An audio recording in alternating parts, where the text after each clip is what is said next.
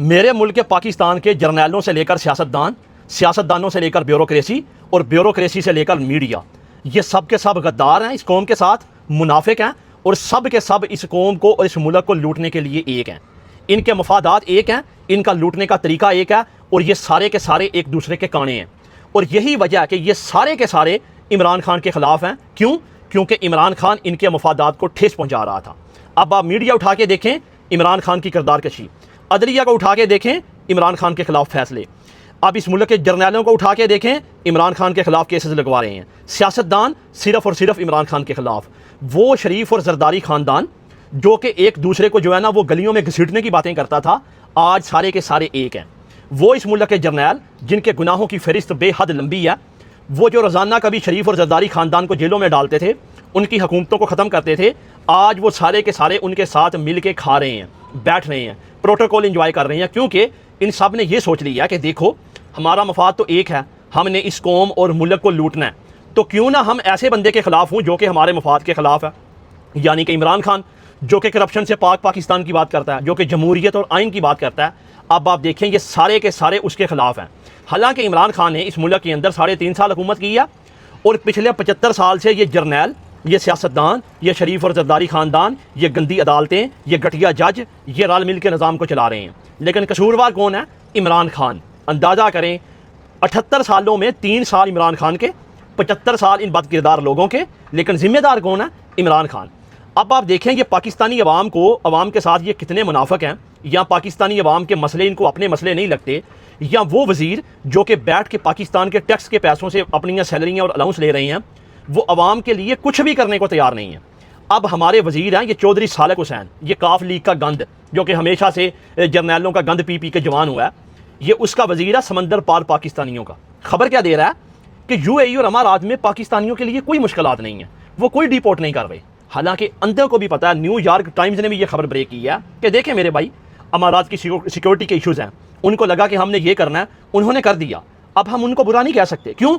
उनका कानून है मेरे भाई, कानून को फॉलो करोगे तो ठीक है। मेरे साथ भी ये हुआ, अब मैं उनको बुरा भला कहना शुरू कर दूं, मुझे अच्छा नहीं लगा, मैंने कंट्री छोड़ दिया, मैं वो कानून फॉलो नहीं कर सकता था। हालांकि मेरी नज़र में आज भी अमारात दुनिया का बेहतरीन मुल्क है, मैं आपको दावे के साथ ये बात कह सकता हूँ।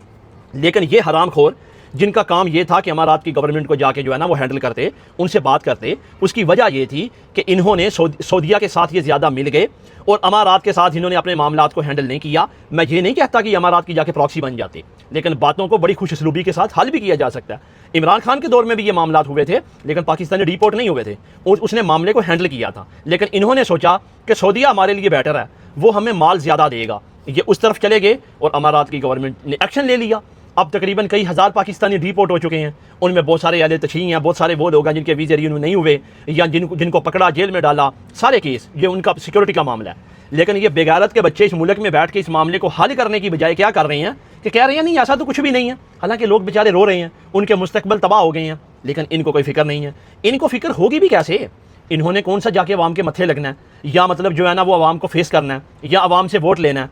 ये तो लगे हुए हैं लूटने के लिए, सारे मिल के लोगों को जो है ना वो मार का हक के मुजरे दिखा रहे हैं, नाच गाना दिखा रहे हैं, वहाँ पे घुंघरू तोड़े जा रहे हैं, और दूसरी तरफ इसी मुल्क में धमाके हो रहे हैं। उलमा महफूज नहीं है, सिक्योरिटी एजेंसी के लोग महफूज नहीं हैं, आम लोग महफूज नहीं हैं, महंगा तरीन पेट्रोल है, और ये लोगों को मार का हक करवा के वहाँ मुजरे करवा के बता रहे हैं, जर्नैलों की तारीफ़ें की जा रही हैं। ये नून लीग उनकी बूट पॉलिसी में कोई कसर नहीं छोड़ रही। क्यों? क्योंकि इनको पता है कि अगर उनके बूट पॉलिश करेंगे तो इक़्तिदार है, अगर ये हाथ से निकल गया तो अवाम तो जूते मार के हमें इस मुल्क से निकाल देगी। इसलिए इनके पास ये आखिरी ऑप्शन है कि ये हमेशा इनके चेहरों के ऊपर ये लानत मल दी गई है कि आप जर्नैलों के बूट पॉलिश करने से आपके वालिद ने सियासत शुरू की थी, आपने हमेशा वही काम करना है, और पाकिस्तान की अवाम के सामने इनकी हकीकत आ रही है। हाँ, वो चंद बेगैरत, वो चंद मुर्दा फरोश, वो चंद बेहिस, वो चंद ज़मीर फरोश जो लोग हैं, उनके लिए कोई मुश्किल नहीं है, उनके लिए सब अच्छा है, क्योंकि उन बेचारों ने अपनी ज़िंदगी इसी बेगैरती में गुजार दी है। उनको क्या लगे कुछ भी हो, उनको तो खाने के लिए रोटी चाहिए, वो उनको बिरयानी मिल जाती है, उनको तो खाने के लिए नान चाहिए, वो नान और कीमा और हलीम उनको मिल जाता है, वो उसी चीज़ को लेके एंजॉय कर रहे हैं। पाकिस्तान के क्या मामला आता है, उनको इस चीज़ से कोई लेना देना नहीं। अब आ जाए अपने गद्दार और मुनाफिक मीडिया की तरफ, जिन्होंने इमरान खान की किरदार कशी करने के लिए कोई मौका हाथ से जाने नहीं दिया। यानी कि कौम के मसले क्या हैं? दहशत गर्दी, महंगाई, महंगा तेल, महंगी गैस। लेकिन ये अपने मीडिया चैनल्स के ऊपर क्या खबरें दे रहे हैं कि जनाब जब मार्का हक की जो है ना वो कॉन्फ्रेंस हो रही थी तो बारिश होने लग गई और फील्ड मार्शल साहब बारिश में बैठे रहे, उनका यूनिफॉर्म भीग गया। और ये कोई कितनी बड़ी बात है, इस मुल्क में रोज़ाना बेचारे लाखों करोड़ों मजदूर बारिश में अपना काम करते हैं, तो क्या मतलब वो इस कौम के हीरो नहीं है? ओवरसीज़ पाकिस्तानी लाखों जो बाहर के मुल्कों में बारिशों में बैठ के काम करते हैं और आपके मुल्क में रेमिटेंस बेचते हैं, वो हीरो नहीं है? बहुत सारे बेचारे पुलिस के अफसरान, बहुत सारे वार्डन के, बहुत सारे और अदारों के, वो क्या कौम के हीरो नहीं है? क्या मतलब इस कौम का हीरो एक ही बंदा रह गया? वो जी वज़ीर आज़म साहब जो है ना वो बारिश में बैठे हुए थे और ऊपर बारिश आ गई, कपड़े भीग गए, लेकिन उनका जो है ना वो जज्बा दीद नहीं था, उनका जज्बा और शुजात आसमानों को छू रही थी कि वो बारिश में बैठे हुए थे। मतलब आप अंदाज़ा करें ये खबरें लोगों को क्या बता रहे हैं। हालांकि उसी दिन बन्नू के अंदर 21 पुलिस वाले शहीद हो गए हैं, उससे 2 दिन पहले कोई 2 मसालक के जो है ना उलमा को शहीद कर दिया गया है, दहशतगर्दी फैल रही है, महंगाई ने तबाही मचाई हुई है, और ये लोगों को खबरें ये दे रहे हैं कि वो जनाब हमारे फील्ड मार्शल का जज्बा जीत नहीं था। मार्का हक देख लो, वहाँ होने वाले मुजरे देख लो, वहाँ जाके नाचो गाओ, जो है ना भंगड़े डालो, खाओ पियो और मौज करो। मेरा ख्याल है इन हमारे हुक्मरानों ने हमारी जो आवाम को जाहिल रखा है ना, जो स्कूलों से दूर रखा है, वो बड़ा प्लान था कि जब तक ये जाहिल रहेंगे इनको अपने हकीकी मसाइल का पता ही नहीं लगेगा। इनको भंगड़ों के पीछे लगाओ, नाच गानों के पीछे लगाओ, ये इंजॉय करें, खाए पिएं, इनको पता ही ना हो कि इनके जर्नैल और सियासतदान इनके साथ कर क्या रहे हैं। अब चंद पढ़े लिखे बाशऊर जो लोग हैं वो इस वक्त फ़िक्रमंद हैं, वो अपने ज़रिए मुआश के लिए फ़िक्रमंद है, अपने मुस्तकबिल के लिए, अपने बच्चों के मुस्तकबिल के लिए वो सोच रहे हैं कि यार हम कहाँ जाएंगे, हम क्या करेंगे। लेकिन ये बेगैरत अनपढ़ तबका जो है, जिसको बड़ी प्लानिंग के साथ अनपढ़ रखा गया है, वो जनाब मार्का हक के बंगड़े डाल रहा है। मैं हैरान हो जाता हूँ इस कौम के ऊपर यार, कि मतलब इस कौम का ये जो थोड़ा जाहल तबका है, क्या इनकी कमाई कहीं बाहर से आती है, इनकी कमाई कहीं रात को कहीं से हासिल होती है, या मतलब मामला क्या है? और इन लोगों को हम इनके लिए चीखते हैं, चिल्लाते हैं कि खुदा का वास्ता है इस सिस्टम के खिलाफ बाहर निकलो, वहाँ नहीं निकलते, लेकिन नाच गाना देखने के लिए, बंगड़े डालने के लिए और जनाब इन कामों के लिए इनके पास बड़ा फजूल टाइम है। कभी टिकटॉकर की IPL लगी हुई है, वहाँ चले गए हैं। और खुदा का वास्ता कभी सोचो, इस कौम के नौजवानों के पास सिर्फ ऑप्शन एक रह गया कि पासपोर्ट बनवाना और मुल्क से बाहर जाना। यानी कि इनके सियासतदानों जर्नैलों ने कोई और चीज़ इनके पास नहीं छोड़ी, सिर्फ ये चीज़ है कि जल्दी से शनाख्ती कार्ड बनवाओ, पासपोर्ट बनवाओ और मुल्क से बाहर जाके धक्के खाओ, चाहे कोई मुल्क आपको वीज़ा दे या ना दे।